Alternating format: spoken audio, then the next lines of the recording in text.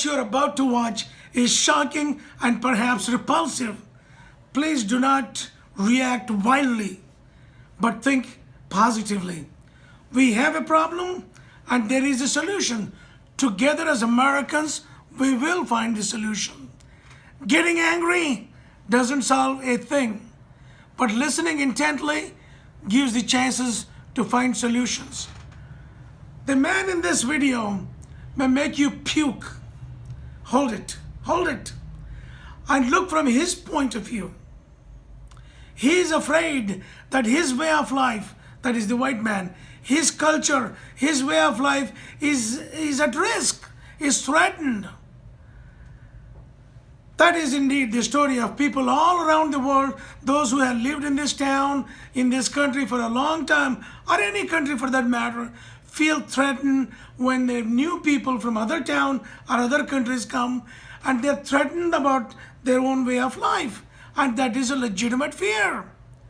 Today, I was listening to C-SPAN.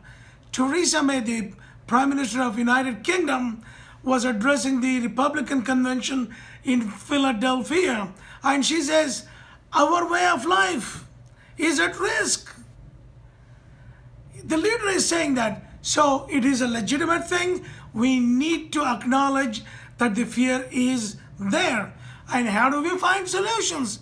Watch the video coolly, and then I'll offer you the solutions. All around the world, wherever you look, if you see conflict, people diligently slitting each other's throats, whether it's in the Middle East, whether it's in Africa, it's because of diversity. Diversity of ethnicity, of language, of religion, but primarily of race. So you want to live in a white-only country? Not necessarily white-only, but a country that is clearly based on a European model in which whites will basically remain the overwhelming majority in perpetuity. Okay, how do you achieve that? Well, that's an excellent question. Donald Trump has got some first good steps in mind. He wants to make sure no more illegal immigrants come into the country, and he wants to make sure that all illegal immigrants here go back. He wants to end birthright citizenship.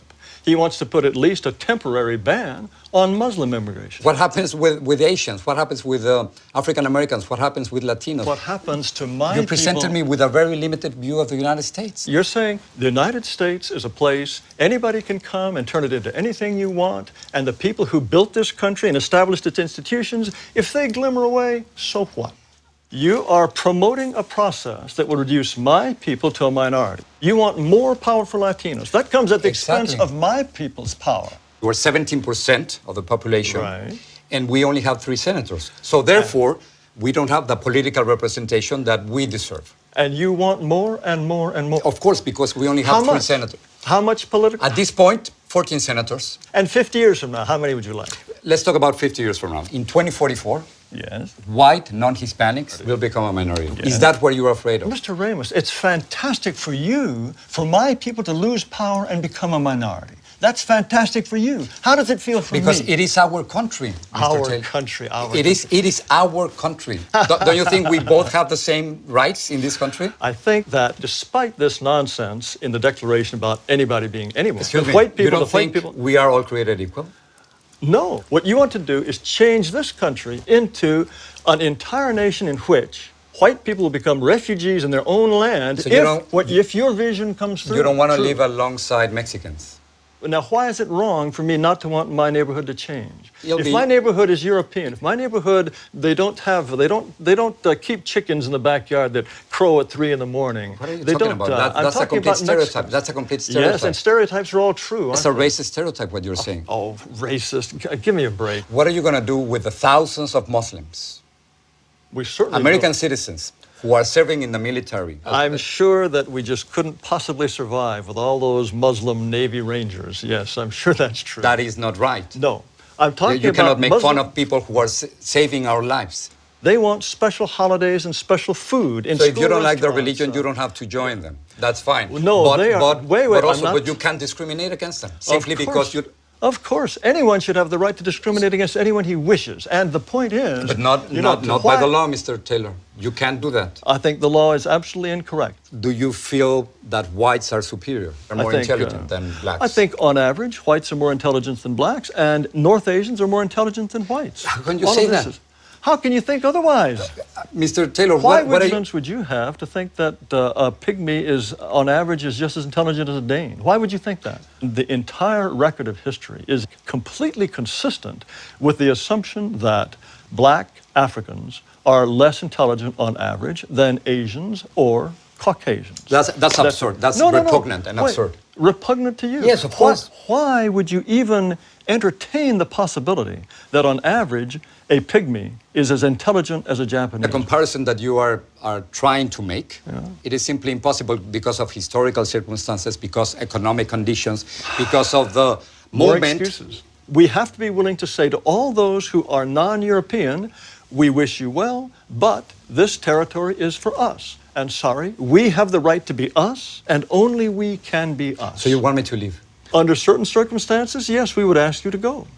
Unless whites are prepared to exclude people, then they will be shoved aside. That is the fate which I will fight until my last breath.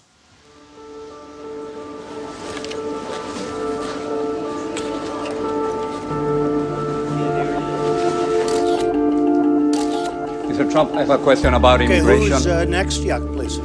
Your immigration plan is Excuse full me, of sit down. You weren't anti-foreigners. called. Sit down. Mr. Sit down. Trump, no, I'm a Sit reporter, down. as an immigrant, and as a Go U.S. ahead. citizen. I have the right to ask the question, No, you and don't. this is the question. You haven't been called. No, I have the right to ask the question. Go back to this is, Univision. No, this is the question. Go ahead. You cannot deport 11 million. Go ahead. You cannot deport 11 million people. You cannot build a 1,900-mile wall. You cannot deny citizenship to children in this country. down, and with please. those ideas, You weren't no, called. I'm a reporter, and don't touch me, sir. Don't touch me, sir. Please You don't cannot touch disrupt. me. You're being disruptive. I have the right to ask a question. Yes, in order, in I terms, have the right to ask a question. credential? I have the right to ask a Where's question. your credential? Let me see it. It's over there. So they're coming out, stay out. You just got to wait your turn. You're very rude. It's not about you. It's not about Get out of my country. Get out. This is not my, about you. I'm a U.S. citizen too. Well, whatever. No, Univision. No, it's not about you. It's not about you. It's about the United States. No, it is. It's about you. So, how do you find solutions? First, don't discount the guy. Don't yell at him. He's afraid. He's saying something.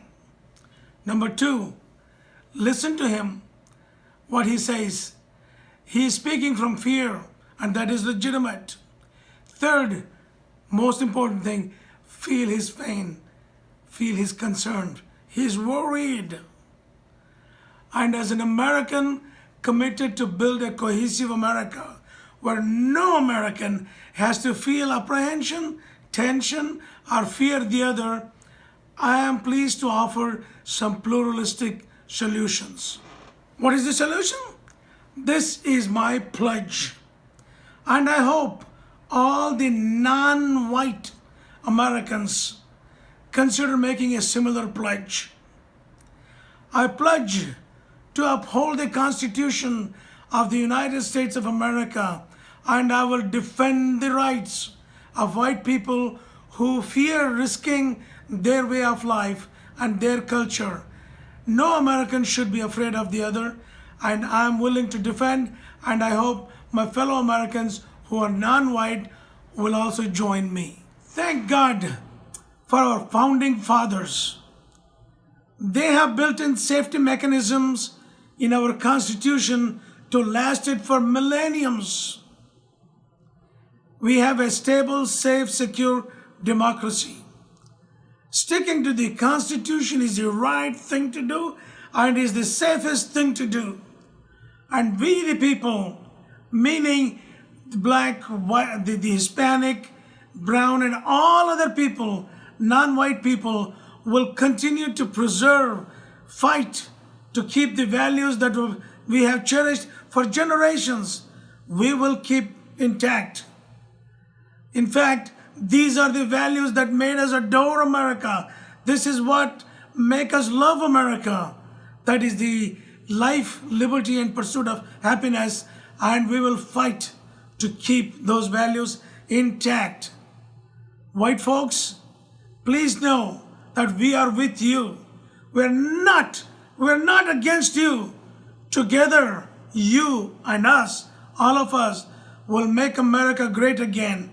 Will make America safe, secure, and comfortable for everyone.